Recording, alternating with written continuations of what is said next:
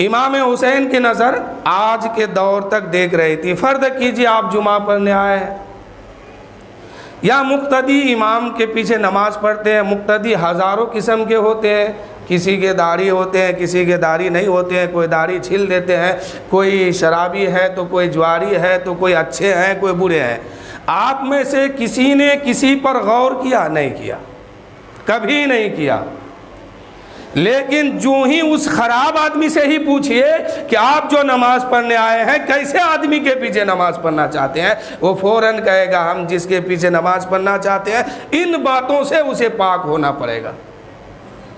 ایک شرابی اگر مسجد میں جمعہ کی نماز پڑھنے آتا ہے تو وہ اس بات پہ غور کرتا ہے کہ جس کے پیچھے ہم اللہ اکبر کہنے والے ہیں، جس کے پیچھے ہم نماز ادا کرنا چاہتے ہیں، یہ خرابی اس کے اندر تو نہیں ہے۔ اگر اس کے اندر یہ خرابی موجود ہے تو وہ شرابی بھی دور ہٹ جاتا، اس کے پیچھے نماز نہیں پڑھتا۔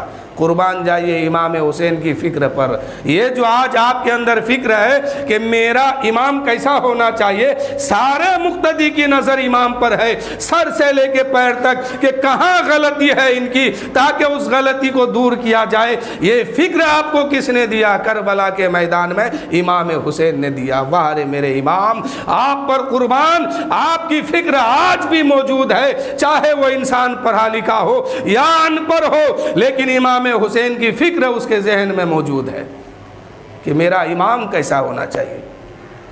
ورنہ اگر امام حسین چاہتے اپنی جان بچا لیتے، ہاتھ میں ہاتھ دے دیتے۔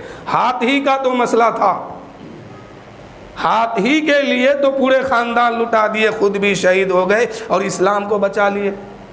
اس وقت کے حکومت نے قرآن میں تبدیلی پیدا کر دیا تھا، کچھ ملاوٹ کیا تھا، شریعت محمدی میں چینج کر دیا تھا، کچھ ادھر سے لیا، کچھ اپنے سے لیا، کچھ ادھر سے لیا، ساری باتوں کو کتاب کے اندر چھاپ کے چلانا چاہا، شریعت کو بدلنا چاہا، قرآن کو بدلنا چاہا، قانون مصطفیٰ کو بدلنا چاہا، خدا کی دی ہوئی کتاب کو بدلنا چاہا۔